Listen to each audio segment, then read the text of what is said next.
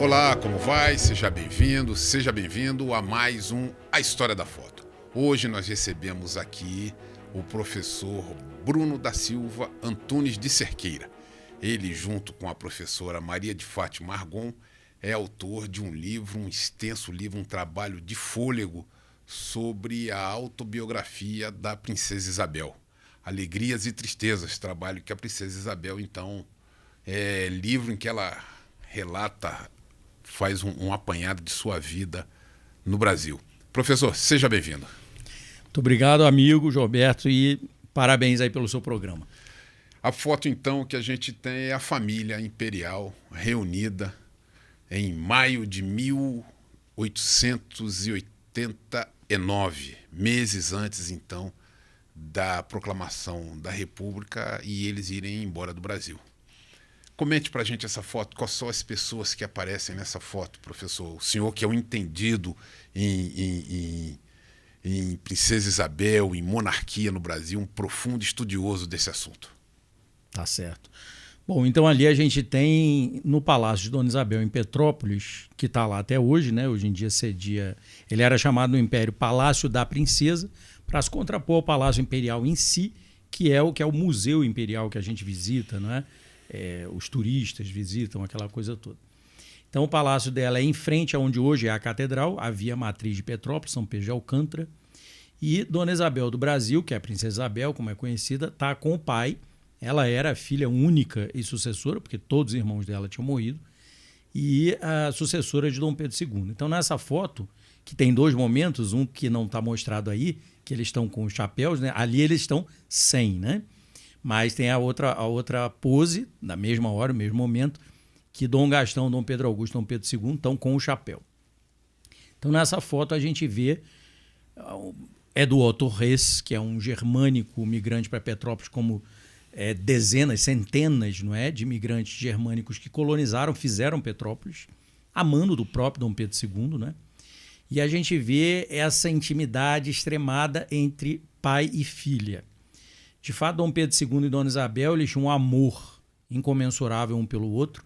Eles tinham se diria em francês, taquinerie, eles implicavam muito um com o outro. Dom Pedro II tinha uma disputa grande com o genro, né, que é o Dom Gastão, Conde d'Eu, por causa da filha, justamente. Mas aí a gente vê a família que sobrou do Brasil. O resto, todo mundo já tinha morrido, ou então as irmãs dele que viviam na Europa. Então estava o Dom Pedro II, Dona Isabel, à direita dele, agarrada ao pai, né, no braço. Dona Teresa Cristina sentada, imperatriz, idosa, né, tinha deficiência física, tinha dificuldade de locomoção. Dom Pedro Augusto está do lado de Dom Pedro II, é o neto mais velho do imperador, filho de Dona Leopoldina Teresa, que já tinha morrido há muito tempo nessa imagem aí. Ela morreu em 1871 em Viena. Dona Isabel estava junto da irmã quando morreu. Dom Gastão, que é o Conde d'Eu, né, em francês, ele é nascido príncipe de Bourbon-Orleans, Conde d'Eu, é o título de realeza dele dentro da realeza francesa, né? E os três filhos de Dona Isabel e Dom Gastão, que são o Dom Pedro de Alcântara, o Dom Luís e o Dom Antônio.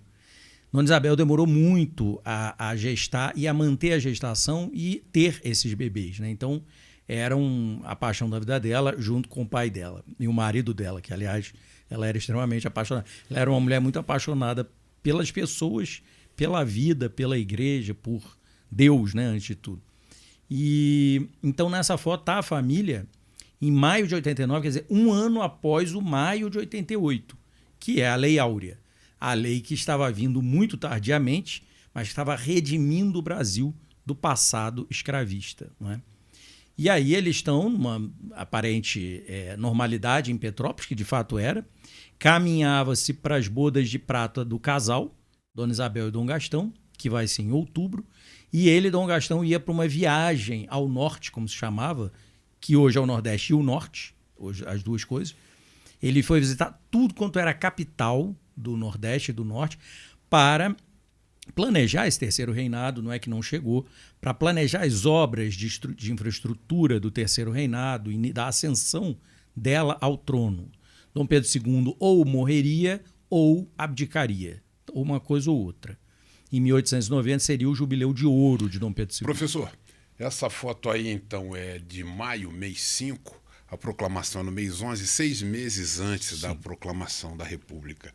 A família imperial, ela se vai do Brasil quando?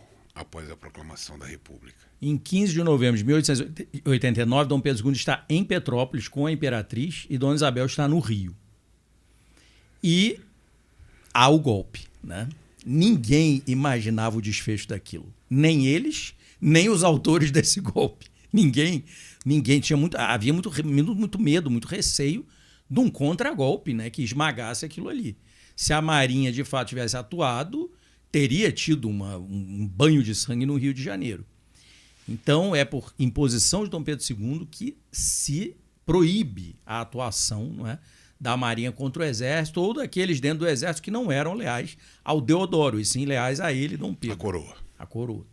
E aí, em 15 de novembro, há um golpe que Dona Isabel é avisada antes dele. Ela é avisada no Paço Isabel em Laranjeiras, residência oficial dela do Rio, por fiéis, né? pelos militares e civis fiéis. Dizem, tem uma rebelião, o tal regimento estão em rebelião. Campo de Santana? No Campo Santana, que hoje até hoje a gente dá o nome colonial, né? Porque o nome Praça da República não pegou, as pessoas não chamam. É ali que aconteceu tudo. O Deodoro morava ali, onde é a famosa casa do Deodoro também, e tinha um quartel-general. E aí o primeiro-ministro, que é o Visconde de Ouro Preto, né, o presidente do conselho, primeiro-ministro dessa forma designativa, ele reage, ele vai reagir, ele não vai admitir a ingerência militar na vida civil, na vida do Império. Só que ele começa a ver que ele está sendo traído, né? Então o Floriano Peixoto é o ajudante-general de ordens, e ele vê que Floriano não obedece, ele vê que tem uns traíras, como a gente diria popularmente hoje em dia. E aí ele manda telegrama para o imperador, manda dois, né? Um é famoso, onde ele inicia a narrativa do golpe, e o outro é ele se demissionando. Por quê? Porque vê que não tem nenhuma condição de manter o governo inteiro. E, de fato, o golpe é para depô-lo. É para depor o Ouro Preto, não para proclamar a república nenhuma. O golpe é do Deodoro, que tem uma coragem que não tem, porque nunca se apresentou para a família, não tinha essa coragem. Então não tem proclamação. Tudo que a gente lê é historiográfico, né? Quer dizer, da escrita da história, mas não foi histórico, não ocorreu aquilo. Não ocorreu uma proclamação. Não ocorreu porque o proclamador, ele não foi aos proclamados, fosse o povaréu, fosse a família imperial. Então nada disso aconteceu. Em 15 de novembro para 16, na madrugada, é que começa todos os disse-me-disse, né? Não se sabe como a família vai reagir. E eles são, no dia 16, considerados prisioneiros domiciliares, quando todos se reúnem, né, dentro do Paço da cidade, que é a outra imagem, né, que a gente vai ver, que é o Paço onde a gente chama hoje de Praça 15, leva o nome do dia, 15 de novembro. E da madrugada de 16 para 17, eles recebem, na madrugada de fato, o ultimato mandando embora do Brasil antes de raiar o sol. Por quê? Porque nessas horas, entre a manhã do 15 e a madrugada do 17, houve várias manifestações do povo, não é? Que tentava chegar ao palácio para ver o que estava acontecendo e entender. E quando sabia que a família estava presa, queria reagir, sobretudo justamente às pessoas negras. Demonstrar uma solidariedade à família imperial. Exatamente. Então aconteceram mortes, aconteceram coisas nessas horas todas que não são narradas, né? As pessoas dizem, ninguém morreu, mas isso não é verdade. Foi pacífico. Isso não é verdade. É que a República, ela de fato se instaurou por golpe militar e ela foi uma ditadura militar. Então, quem foi contra morreu, não ficou para contar a história, né? E aí eu conto no livro Alegria e Tristeza, eu pego de diversas fontes, tanto historiadores, né, que puderam escrever numa ocasião ou escreveram um pouco depois, que foram cronistas do tempo, mas também personagens que foram esquecidos, né? Você tem o Barão de Batovi, por exemplo, você tem o Barão de Cerro Azul, são homens e mulheres, homens, né? Claro que nessa época o cenário político era predominantemente masculino. Mas eles foram mortos por causa disso, o almirante Saldanha da Gama e tanta gente que a gente ouve falar, mas a gente não sabe como que isso ocorreu. E aí, em maio de 89, a família imperial, não é, Dom Pedro II, estava assim doente e tal. Mas não estava totalmente débil das faculdades mentais, como se dizia também. Só que a República ela poderia chegar via eleitoral, democrática, mas isso demoraria. E então, conspiradores, né, se fosse do positivismo, fosse do republicanismo histórico e tal, queriam acabar com a monarquia, sobretudo não permitir o terceiro reinado, o reinado isabelino, para que ela não se solidificasse ainda mais no coração e nas mentes do povo, né? E isso ocorreu. Porque também, se não fosse isso, é o que a gente fala no livro, era muito difícil haver a proclamação da República, né? Porque a República não tinha lastro popular igual à monarquia, né? A população do Brasil, se você, inclusive a gente estava comentando antes aqui, Machado de Assis, Lima Barreto, se você voltar nos clássicos da literatura, você vai ver que o povo brasileiro nutria grande amor e até veneração pela família imperial. Você não tinha como tirar essa gente e colocar políticos comuns para serem admirados e amados. Da mesma maneira. Da mesma maneira. Então, a República não ocorreria em 89, 90, 95, 1900. Agora, muitos de nós, cientistas sociais, historiadores, acreditamos que ela chegaria. A própria Dona Isabel e os contemporâneos achavam, pelas vias democráticas, o Partido Republicano vai tomar assentos na Câmara e no Senado e vai conseguir fazer essa alteração. Mas isso demoraria. Sistema de governo. Mas a saída deles, em definitivo, do Brasil... 17 de novembro de 89, aí eles são embarcados na canhoneira Parnaíba e de lá era para o Alagoas, né? O famoso Alagoas, que era um navio grande para o tempo, muito importante, e com abastecimento, né, de alimentos e tal.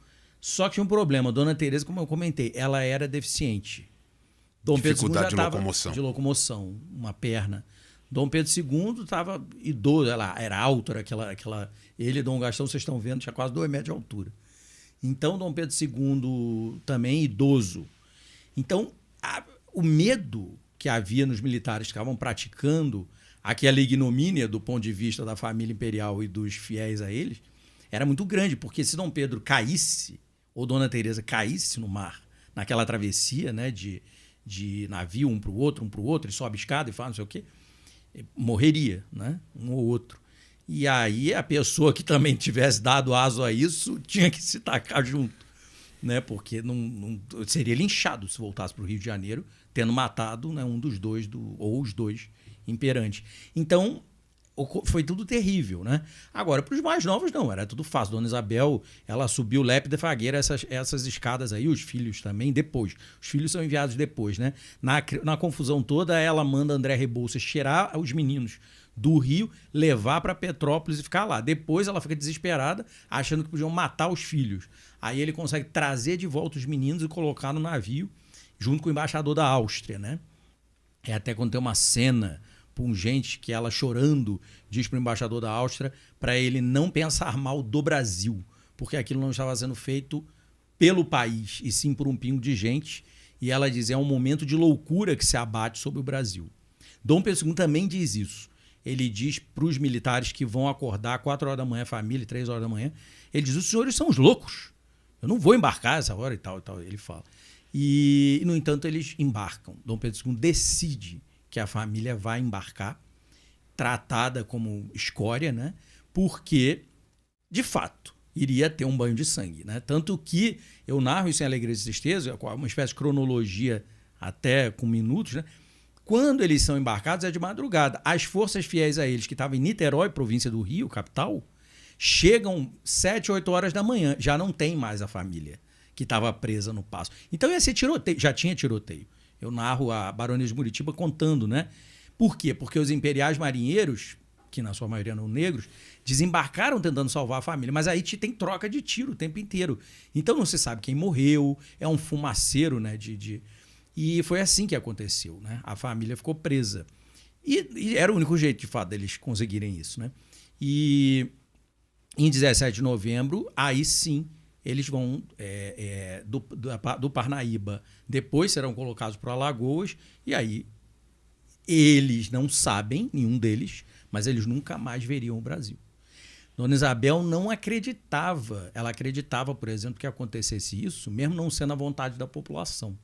Mas ela não pensava, nem Dom Pedro, que a eles não seria permitido voltar. Eles acreditavam que eles voltariam ao Brasil. Eles tinham certeza, independentemente da restauração do trono, eles tinham certeza que deixariam eles voltarem. Mas isso nunca aconteceu. Nós estivemos aqui então com o professor Bruno da Silva Antunes, que nos deu uma verdadeira aula, comentando uma foto em que a família imperial brasileira aparece reunida em maio de 1889, 6 meses antes então de abandonarem o Brasil, de serem postos para fora do Brasil. Queríamos agradecer a presença do professor Bruno e já deixá-lo convidado para uma próxima oportunidade para tratar desse assunto tão rico para a nossa história. Agradecemos a sua participação, a sua audiência e o aguardamos para uma próxima oportunidade.